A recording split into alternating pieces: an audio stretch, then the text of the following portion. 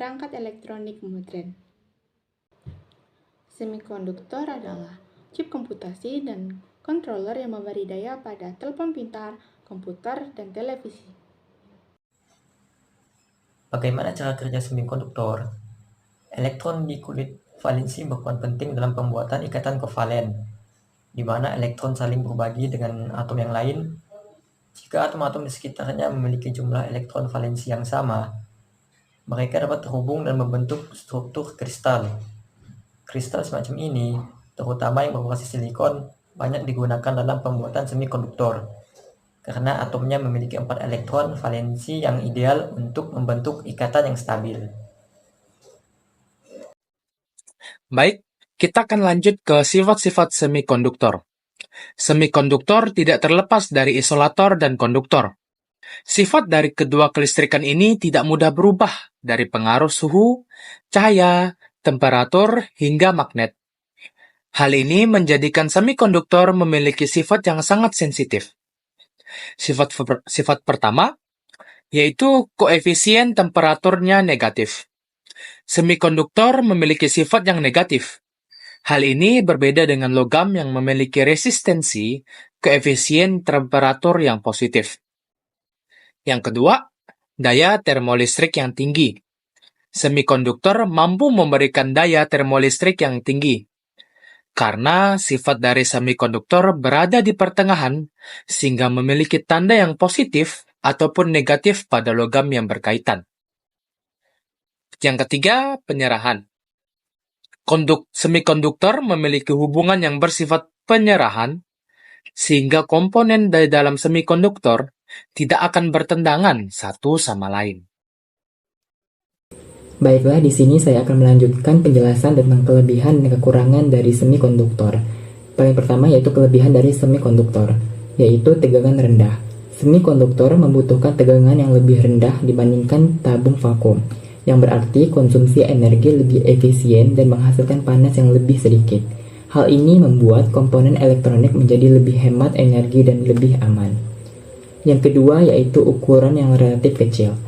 Chip semikonduktor memiliki ukuran yang sangat kecil, memungkinkan desain perangkat elektronik yang lebih kompak dan ringan. Semakin kecil ukurannya, semakin memungkinkan untuk mengintegrasikan lebih banyak fungsi dalam ruang yang terbatas. Yang ketiga, tahan guncangan. Dibandingkan dengan komponen elektronik lama seperti tabung vakum, semikonduktor memiliki struktur yang padat dan kokoh. Ini membuatnya lebih tahan terhadap getaran, benturan, dan guncangan, sehingga cocok untuk berbagai aplikasi termasuk perangkat bergerak.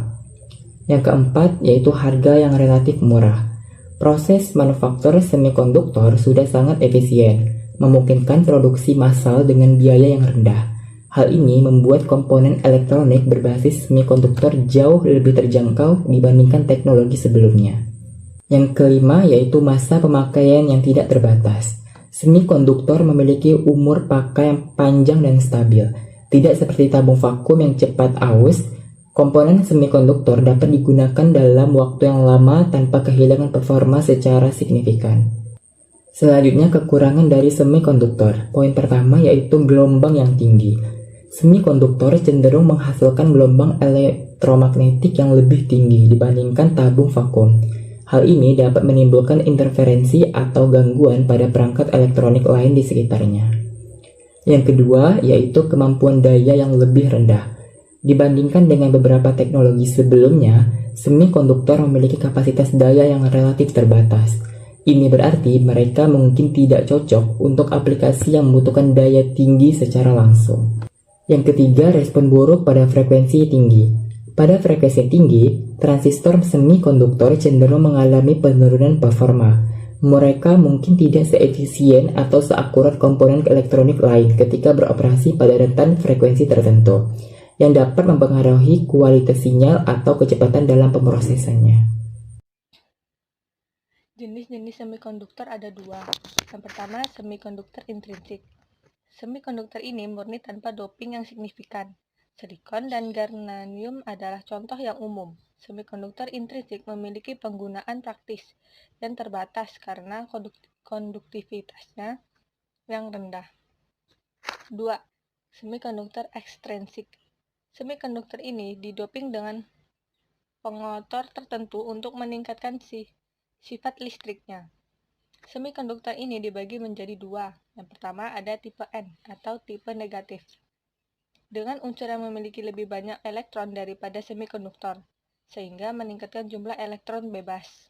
Yang kedua tipe P, tipe positif, dengan unsur-unsur yang memiliki elektron lebih sedikit daripada semikonduktor, menciptakan lubang yang bertindak sebagai pembawa muatan positif.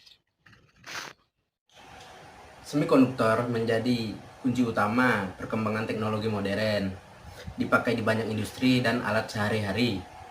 Dengan kebutuhan akan perangkat yang lebih canggih, industri ini terus berinovasi dan berperan besar dalam masa depan teknologi.